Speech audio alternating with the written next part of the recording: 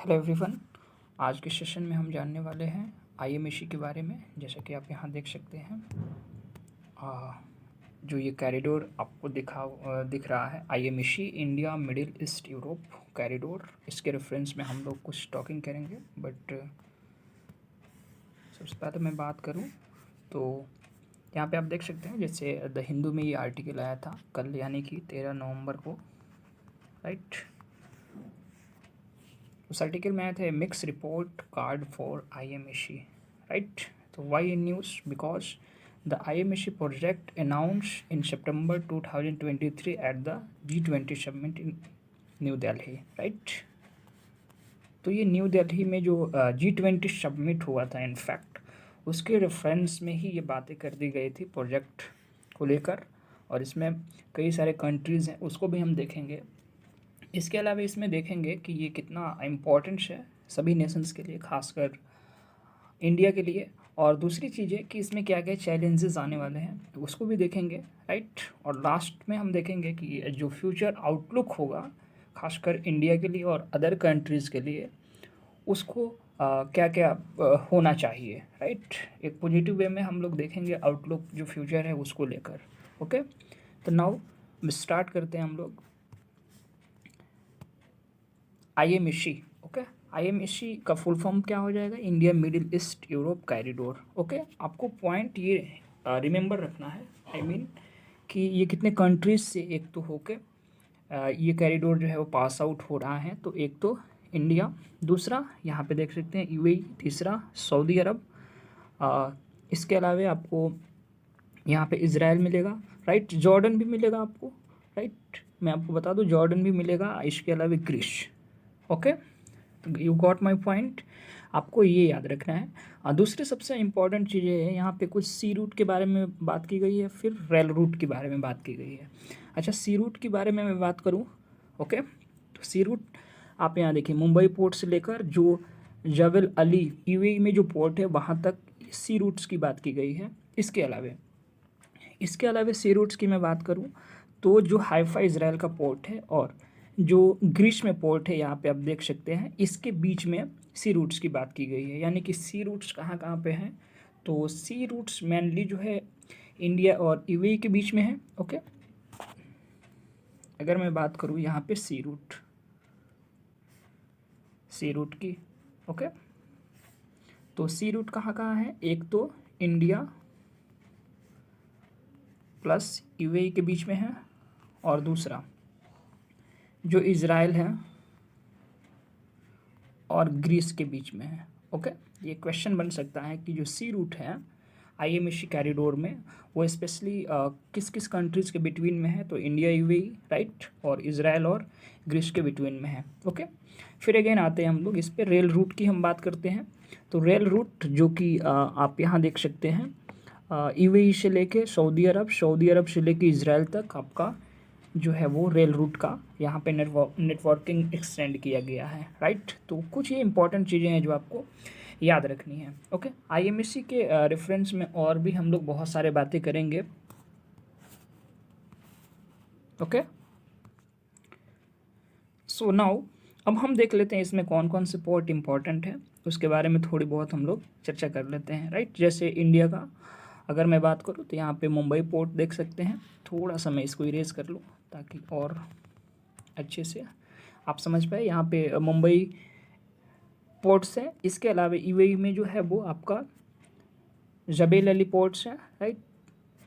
इसके अलावा मैं बात करूँ तो यहाँ पे देख सकते हैं गुवाइफत, राइट, गुवाइफत पोर्ट है। इसके अलावा हराद सऊदी अरब में पोर्ट है, रियाद है, अल हदीथा है, हाइफा है और प्रयाज है, राइट। तो यहाँ पे ये अलग अलग पोर्ट दिए हुए हैं जहाँ से ये कनेक्ट करके कॉरिडोर को बनाया जाएगा, राइट। और दूसरी चीज़ें आपने देखा ही होगा पहले, जैसे मैं डिस्कशन कर चुका हूँ कि रेल रूट किस किस कंट्री से होके जा रहा है, और सी रूट्स आपको ये याद रखना है। यहाँ पे आप देख सकते हैं बिटवीन लाइन, इससे भी आपको अच्छे से समझ में आई थिंक आ जाएगा। यहाँ पे देख सकते हैं ये सी रूट्स की बात की जा रही है, यहाँ पे सी रूट्स की बात की जा रही है। रेल रूट्स की बात करें तो ये वाला जो एरिया है वो पूरी तरह से रेल रूट्स की यहाँ पे रखा गया है व्यवस्था, राइट। तो ये कनेक्टिविटी जो है वो कितना इम्पोर्टेंट है इसके बारे में हमें जानना है, राइट। तो इसमें मैं अगेन आपको बता दूँ कंट्री जिसमें कौन कौन से शामिल है। एक तो इंडिया, ओके। दूसरा यूएई, यहाँ आप देख सकते हैं नीचे की तरफ आपको समझ में आ जाएगा। इंडिया, यूएई, सऊदी अरब, ओके। जॉर्डन का कुछ हिस्सा आएगा। इसके अलावा आप देख सकते हैं यहाँ पे जैसे हाइफा इजराइल का, और यूरोप में आपका आ जाएगा ग्रीस, okay. You got my point. I hope आपको ये समझ में आया होगा कॉरिडोर। अब हम लोग थोड़ा सा मेंस के प्रोस्पेक्टिव से इस पर कुछ डिस्कशन करने वाले हैं, ओके। लेटर्स को तो अगर मैं बात करूं, जैसे यहाँ पे मैं प्रोग्रेस की बात करता हूँ, राइट। आप मेरे साथ लिख भी सकते हैं। तो अब प्रोग्रेस की मैं बात करूं खासकर, तो जैसे स्टार लेक की बात करूं, जो स्टार लेक कंट्रीज़ हैं, जैसे मान लीजिए कि यूएई को लेकर बात करूं, तो आपको पता होना चाहिए यूएई के साथ काफ़ी इम्पोर्टेंट जो एक तरह से जो रिलेशन बना हुआ है इंडियाज़ को लेकर, वो काफ़ी इम्पॉर्टेंट है। चाहे वो बायलैटरल ट्रेड के अकॉर्डिंग हो, या फिर एनर्जी को लेकर हो, या फिर इंटरनल सिक्योरिटी के पर्सपेक्टिव से हो, ओके। तो हमें क्या याद रखना है, जैसे यूएई और इंडिया के बिटवीन में जो रिलेशन है उससे क्या क्या इम्पेक्ट आ सकता है, उसको हमें ध्यान में रखना होगा, ओके। जैसे अगर मैं बात करूं तो इंडिया और यूएई, राइट, इंडिया और यूएई, जैसे आपने एफडीआई देखा होगा कि कितना एफडीआई जो है वो इसके इंडिया और यूएई के बिटवीन में कितना स्ट्रॉन्ग है। इसके अलावा मैं बात करूं तो जैसे फर्स्ट पॉइंट की मैं बात करूं तो एक तो द्विपक्षीय जो व्यापार है, राइट, उसको हम क्या बोलते हैं, बायलैटरल ट्रेड, ओके। तो जो द्विपक्षीय व्यापार है खासकर इंडिया और यूएई के बीच में, वो काफ़ी इम्पोर्टेंट है। जैसे आपने 2022-23 के इनफैक्ट रेफरेंस में देखा होगा, तो जो द्विपक्षीय व्यापार है, राइट, वो काफ़ी ग्रो अप हुआ है। अप्रॉक्सीमेट 93% ग्रो अप हुआ है, अप्रॉक्सीमेट 93% ग्रो अप हुआ है, जिससे रीचिंग, अगर मैं रीचिंग की बात करूँ, राइट, तो दोनों कंट्रीज़ के बीच में रीचिंग एक तरह से देखा जाएगा तो $83.64 बिलियन की हुई है, जो कि काफ़ी ये अच्छा अमाउंट माना जाएगा। तो इंडियाज़ के लिए कहीं ना कहीं अगर मैं बात करूं तो भारत और यूएई के बीच में जो एक रिलेशनशिप है, वो कहीं ना कहीं इकोनॉमिक कॉरिडोर के साथ साथ इसकी जो फ्यूचर प्लानिंग है उसको भी कहीं ना कहीं ये प्रेजेंट कर रहा है, ओके। अगर मैं दूसरी चीज़ें बात करूँ, डिस्कशन करूँ इस पर, तो क्या हो सकता है, जैसे इन दोनों कंट्रीज़ का क्या है फोकस, इम्प्रूविंग। अच्छा, फोकस इम्प्रूविंग का मीन्स क्या हुआ, ये हुआ कि हमें किस तरह से कनेक्टिविटी को किस तरह से हमें बेहतर करना है। अच्छा, कनेक्टिविटी हो रही है, इसका मतलब क्या हुआ कि कनेक्टिविटीज़ में हमें बेहतर क्या चाहिए, हमें बेहतर चाहिए टेक्नोलॉजी, बेहतर हमें इंफ्रास्ट्रक्चर चाहिए, और बेहतर हमें क्या चाहिए, लॉजिस्टिक व्यवस्था चाहिए, ओके। इसके अलावा हमें क्या चाहिए, हमें सबसे इम्पोर्टेंट है कि हमें ट्रेड के रेफरेंस में अगर मैं बात करूँ तो ट्रेड के रेफरेंस में हमें फैसिलिटी चाहिए, एक तरह से फैसिलिटेशन चाहिए, ओके। अलग अलग तरह के अगर फैसिलिटीज़ मिलते हैं तो वो कहीं ना कहीं ट्रेड में एक इम्पॉर्टेंट रोल निभाते हैं, ओके। तो भारत यूएई को लेकर कहीं ना कहीं जो ये इम्पोर्टेंट कॉरिडोर देने वाला है, वो काफ़ी और भी अट्रैक्शन क्रिएट करेगा, जिससे दोनों कंट्रीज़ को क्या होगा, बेनिफिट होगा, और बेटर फ्यूचर की तरफ दोनों कंट्रीज़ जाएगा, okay.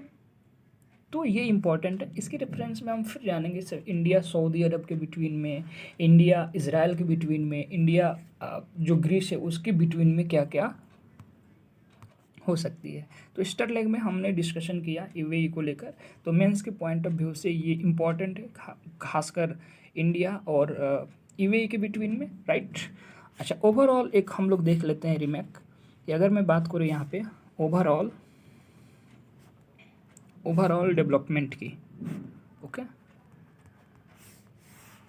You got my point. अच्छा, ओवरऑल डेवलपमेंट्स की मैं बात करूँ तो पहला ये पॉइंट आएगा कि जो कनेक्टिव है, या फिर कनेक्टिविटीज़ के एस्पेक्ट से अगर हम बात करें तो कनेक्टिविटी के एस्पेक्ट से हम बात करेंगे तो जितने भी जैसे ये कॉरिडोर बन रहा है तो कहीं ना कहीं बेटर फ्यूचर के लिए बन रहा है, तो कनेक्टिविटी एस्पेक्ट से ये होगा कि सभी नेशंस को, ओके, चाहे वो इंडिया हो, यूएई हो, सॉरी यूएई हो, इसके अलावा मैं बात करूँ सऊदी अरब हो, इज़राइल हो, जॉर्डन और ग्रीस हो, ओके।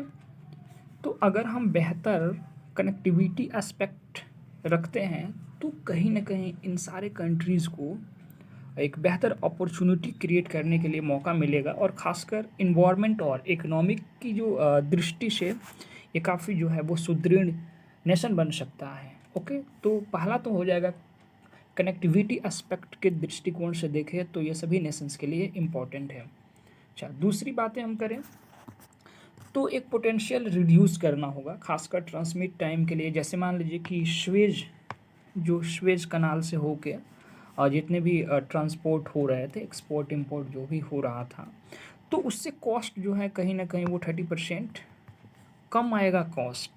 तो ये भी एक तरह का काफ़ी इम्पोर्टेंट होने वाला है, खासकर इंडिया, यूएई और जितने भी कंट्री जो इस कॉरिडोर से जुड़े हुए हैं, जो स्वेज कनाल से कहीं ना कहीं वो इंपोर्ट एक्सपोर्ट कर रहे थे, अलग अलग तरह के टैक्स को पे कर रहे थे। तो ये कहीं ना कहीं स्वेज कनाल के कंपैरिजन में ये कॉरिडोर काफ़ी इंपॉर्टेंट है, जो 30% कहीं ना कहीं उस कंपैरिजन में आपको बेनिफिट देगा, ओके, राइट।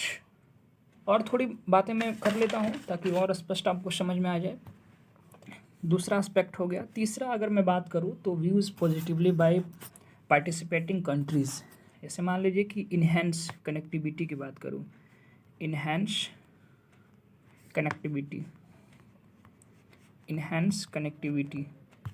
राइट। हमें किस तरह से अपने कनेक्टिविटी को, चाहे वो इकोनॉमिक डेवलपमेंट के थ्रू हो, उसको हमें देखना है कि किस तरह से ये अपॉर्चुनिटी को क्रिएट कर रहा है, ओके।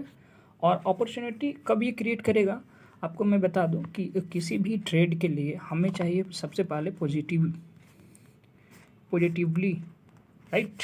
हमें जो एक व्यू रखना है कभी भी, तो वो हमें क्या रखना चाहिए, पॉजिटिव व्यू रखना चाहिए, ताकि यहाँ से कंट्रीज़ जो भी पार्टिसिपेट करेंगे उसके बिटवीन में क्या होगा कि एक नया अपॉर्चुनिटी क्रिएट होके आएगा, जिससे इनहेंस कनेक्टिविटी कहीं ना कहीं देखने को मिलेगा, ओके। अगर ये हो गया आपके 3 पॉइंट्स जो मैंने डिस्कशन किया, आप देख सकते हैं, जैसे व्यू पॉजिटिवली पार्टिसिपेटिंग्स हो गया। इसके अलावा बायलैटरल जैसे ईस्टर्न लीग की बात करूँ, या फिर ओवरऑल जो कहीं ना कहीं डेवलपमेंट्स है उसके लिए भी इम्पॉर्टेंट होने वाला है, राइट। तो ये प्रोग्रेस की बात हो गई। अच्छा, अब सबसे इम्पॉर्टेंट है ये बात है कि हम देखते हैं इसमें कि क्या क्या इसमें चैलेंजेस आने वाले हैं, right.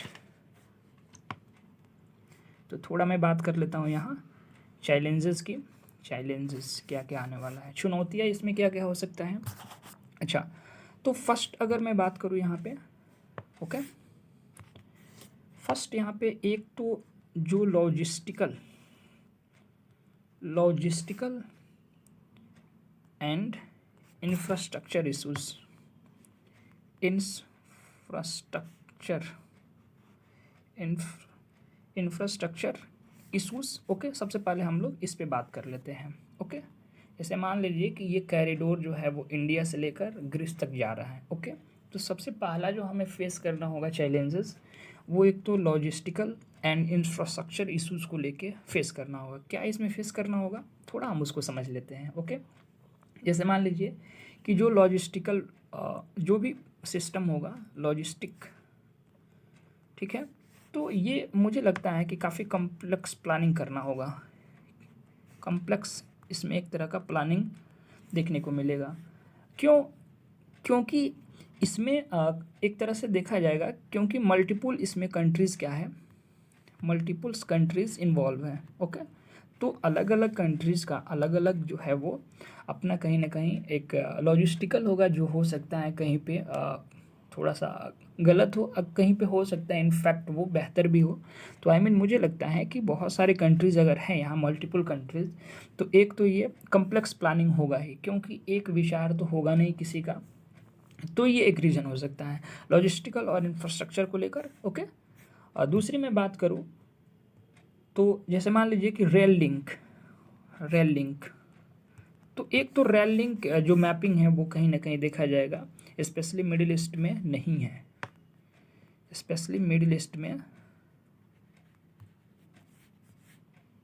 Okay, specially middle east में थोड़ा बहुत आपको है, बट अगर यहाँ पे सी रूट्स की व्यवस्था नहीं है तो रेल लिंक को अगर मैं बात करूँ, राइट, स्पेशली जैसे आप यहाँ देख सकते हैं, जैसे यहाँ देखिए आप इस वाले एरियाज़ में देख सकते हैं, यहाँ पे जो ये मैंने डिनोट किया है, स्पेशली रेल लिंक यहाँ तक है, यानी कि ये सी रूट्स में कहीं ना कहीं, और ये रेल लिंक है। इनफैक्ट उसमें मुझे लगता है कहीं ना कहीं ये भी एक चैलेंजिंग फेस होगा, क्योंकि जब भी आप कोई वस्तु को आप लेके जाते हैं, आप बेचते हैं कहीं ना कहीं, तो उसके लिए आप ये सोचते हैं कि जो लॉजिस्टिक व्यवस्था हो इतनी बेहतर हो, इंफ्रास्ट्रक्चर इतनी बेहतर हो, ताकि डायरेक्ट मेरा जो भी वस्तु है, सामान है, वो एक से मैं जहाँ पे सेंड कर रहा हूँ वो अच्छे रूप में पहुँच पाए। ये नहीं कि फिर वहाँ से रूट से जाए, फिर यहाँ इस रूट से जाए। मुझे लगता है कि इसमें थोड़ी बहुत इश्यूज़ जो है वो देखने को ज़रूर मिलता है। ओके,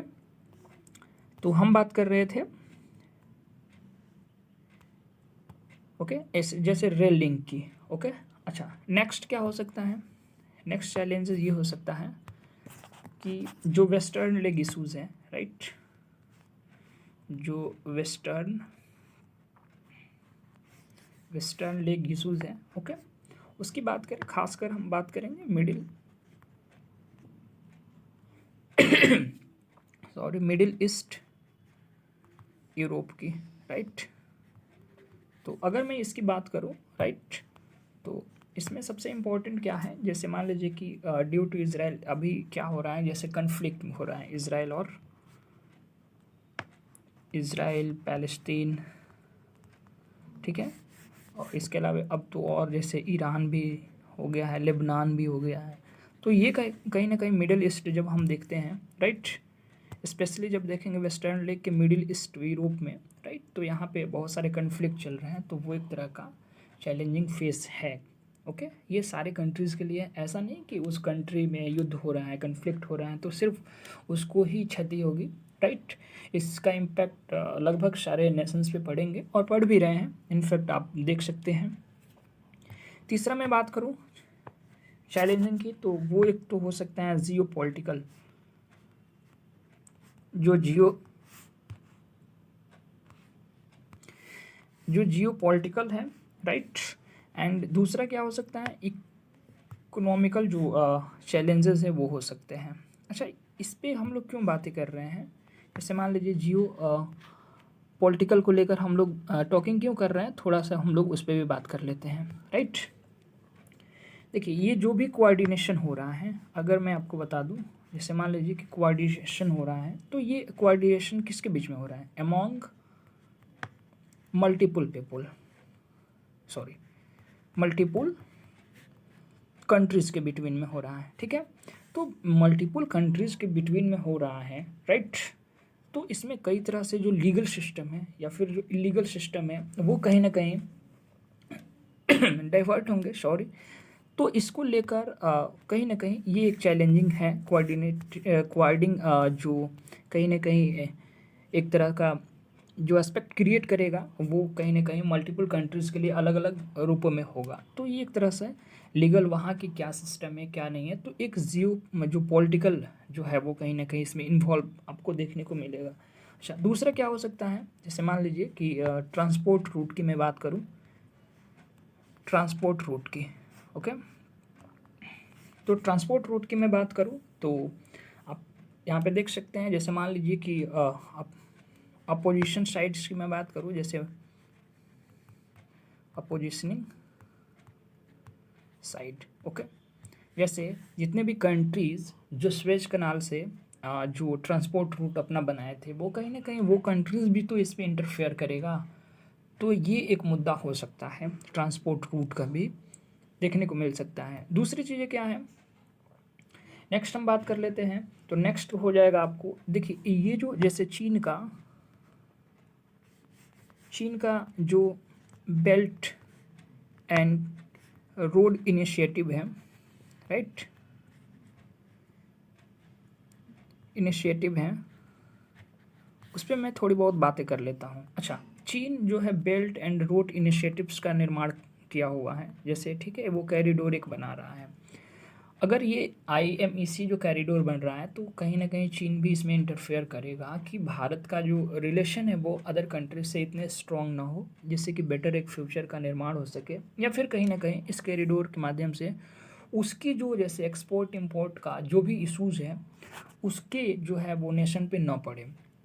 तो एक तो ये हो सकता है। अच्छा, नेक्स्ट हम लोग इशूज़ की बात करें, क्या हो सकता है, जैसे टेक्नोलॉजी को लेकर हो सकता है, राइट। और दूसरी चीज़ें इन्वायरमेंट इशूज़, ओके, इस पे भी हम लोग थोड़ी बहुत बातें कर लेते हैं ताकि आपको स्पष्ट समझ में आ जाए। जैसे मान लीजिए कि अब टेक्नोलॉजी है तो टेक्नोलॉजी इस तरह से चाहिए ताकि जो भी बिटवीन कंट्रीज हैं, राइट, तो कहीं ना कहीं एक तरह का उसके पास वो एक तरह से कंपिटेबली होनी चाहिए, राइट, कि टेक्नोलॉजी सारे नेशन मिल के अगर एक दूसरे को आदान प्रदान करते हैं तो कहीं ना कहीं ये बेहतर होगा। बट अलग अलग कंट्रीज़ की अपनी अपनी इच्छाएं हैं, डिज़ायर है कि वो शेयर कर सकता है या नहीं कर सकता है। यानी कि ये एक तो चैलेंजिंग फेस होगा इन्वायरमेंट के इशूज़ से हम देखें, क्योंकि आप डिफरेंट कंट्रीज से होके जा रहे हैं तो अलग अलग इन्वायरमेंट इशूज़ को फेस करना होगा। डैट मीन्स ये भी ओवरऑल कहीं ना कहीं टेक्नोलॉजी और इन्वायरमेंट इशूज़ को लेकर ये एक चैलेंजिंग होगा। ओके, तो हम लोग बात कर चुके हैं प्रोग्रेस चैलेंजिंग की। अब हम लोग थोड़ी बहुत बातें कर लेते हैं कि फ्यूचर आउटलुक क्या हो सकता है, राइट। फ्यूचर आउटलुक, तो फ्यूचर आउटलुक की मैं बात करूं, राइट, तो फोकस नीडेड, यानी कि हमें किस पे फोकस करना है, राइट। तो एक तो ये कर सकते हैं कि जैसे मान लीजिए कि हमें एक तरह का ग्लोबली जो वैल्यूज़ चेन उसको काफ़ी स्ट्रॉन्ग करना होगा, राइट। जैसे मान लीजिए कि जितने भी नेशन इसमें वो कार्य कर रहे हैं, इस नेटवर्क से जुड़े हुए हैं, खासकर इम्प्रूविंग इंटीग्रेशन की दृष्टि से देखेंगे तो वो कहीं ना कहीं एक वैल्यू चेन का निर्माण करना होगा, राइट। अच्छा, दूसरी मैं बातें करूं तो जैसे India can use the time to prepare ports, develop economic zones and domestic logistic. India क्या कर सकता है, अपने डोमेस्टिक लॉजिस्टिक को और बेहतर कर सकता है, लॉजिस्टिक को और बेहतर कर सकता है। इसके अलावा जो इकोनॉमिकल जोन है उसको भी इंडिया इम्प्रूव कर सकता है, अलग अलग पोर्ट्स का निर्माण भी कर सकता है, यानी कि जो भी पोर्ट्स हैं या फिर नए पोर्ट्स का भी निर्माण किया जा सकता है। दूसरा, अगर मैं बात करूं तो जैसे जितने भी नेशन हैं उनको सबको एक पॉजिटिव थिंक रखना होगा, ठीक है, पॉजिटिव थिंकिंग रखना होगा। डैट मीन्स तभी ये कॉरिडोर जो है वो कहीं ना कहीं इम्पॉर्टेंट हो सकता है। खासकर अगर मैं बात करूं तो जो इकोनॉमिक डेवलपमेंट है, ओके, तो इकोनॉमिक डेवलप के दृष्टि से अगर हम लोग देखेंगे तो एक तरह से कहीं ना कहीं इन्हेंस कनेक्टिविटी हम कब कर पाते हैं, जब इन्हेंस कनेक्टिविटी हम इस तरह से कर पाएंगे जब कहीं ना कहीं जो भी कंट्रीज होगा उसमें एक पॉजिटिव अपना अपॉर्चुनिटी क्रिएट करेगा और पूरी ऑनेस्टी से कहीं ना कहीं इसमें पार्टिसिपेशन करेगा, तो उस कंडीशन में ये बेहतर हो सकते हैं। आई होप आपको ये समझ में आया होगा, राइट, कि IMEC कॉरिडोर क्या होता है, न्यूज़ में क्यों है, राइट। सी रूट और रेल रूट इसमें कहाँ पे जुड़ा हुआ है, ये कॉरिडोर कितने कंट्रीज से पास आउट होता है, ओके, इसके क्या क्या प्रोग्रेस हैं, इसके क्या क्या चैलेंजेस हैं, और इसमें फ्यूचर आउटलुक के लिए क्या क्या एक बेहतर एडवाइस हो सकता है, तो इस पर हमने बात किया। ओके, आई होप आपको ये वीडियोज अच्छी लगी होगी। आप वीडियोज़ को शेयर करें, लाइक करें, सब्सक्राइब करें। Okay, thank you.